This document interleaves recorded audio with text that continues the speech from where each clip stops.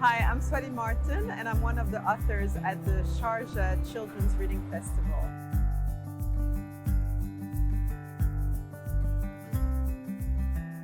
I started writing stories because it was a way to keep myself busy. I taught myself to read and write when I was 3.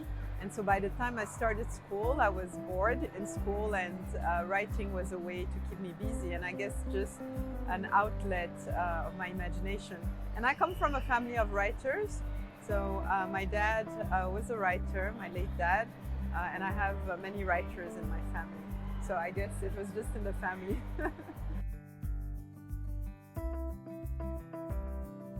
So my publishing house is called LovingKindness Boma, and we specialize in books with BIPOC characters and really focusing on mindfulness, self-help for children, and coping skills to help them just having a more fulfilled, happy life, and serene as well. Well, my books so far are in English.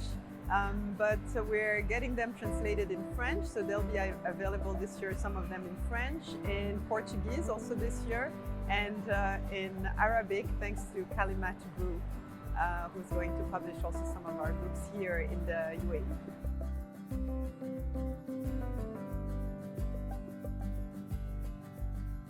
Where Beauty Blossoms is a book about this little girl, Ubutle, who meets this wonderful butterfly, and she's mesmerized at the beauty of the butterfly, and she just starts describing how beautiful the butterfly looks. And the butterfly is a little bit surprised and is like, oh, is that what beauty means for you humans? Like my outer appearance? And she's like, yes, what else? And he's like, well, for us butterflies, it's something different. And so the butterfly just brings her onto a journey to discover the meaning of inner beauty, and how inner beauty actually makes, when you feel beautiful from the inside, the world around you feels more beautiful, and you find yourself also more beautiful. So in these times where so much is focused on appearance, social media pressure, and very high standards of how people should look, I think there is a lot of pressure that's put upon our children, and it's just important to remind that outer beauty is really a reflection of the inner beauty.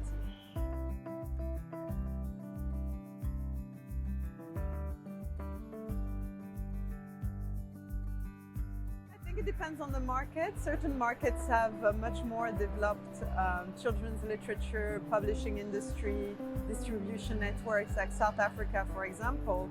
And then you have other markets where it's a little bit more challenging. You have less retail, less publishers.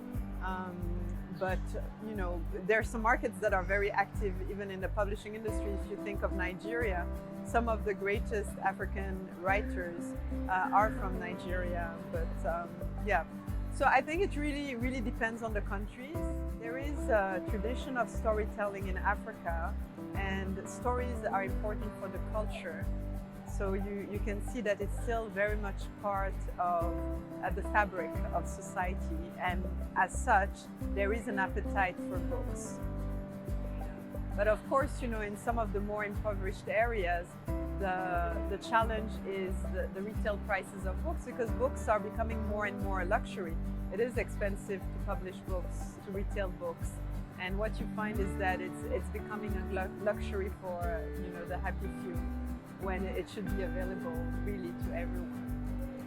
But that being said, with the internet and mobile penetration, especially in Africa, I've been talking with publishers who are really leveraging the penetration of mobile devices to be able to offer their books to a wider range of people, and also making it really affordable.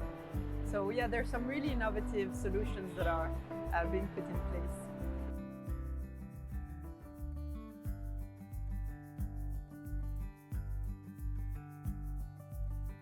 I loved every moment of being here. I mean, it's been wonderful Just the joy, people have been on lockdown for so long, and now you're in this space, and the joy of seeing children running around, laughing. It's lovely that you have carpets so they can roll, they can fall. And that joy, is priceless. And of course, yesterday I was very fortunate to go to Fujira, meet with the teachers associations and some kids, and we just had a wonderful time. So I just love the region. I love the people. The culture is so rich, so refined. The people are very welcoming. Generally, that has been my experience of really being welcome. And I would be back anytime in a blink of an eye.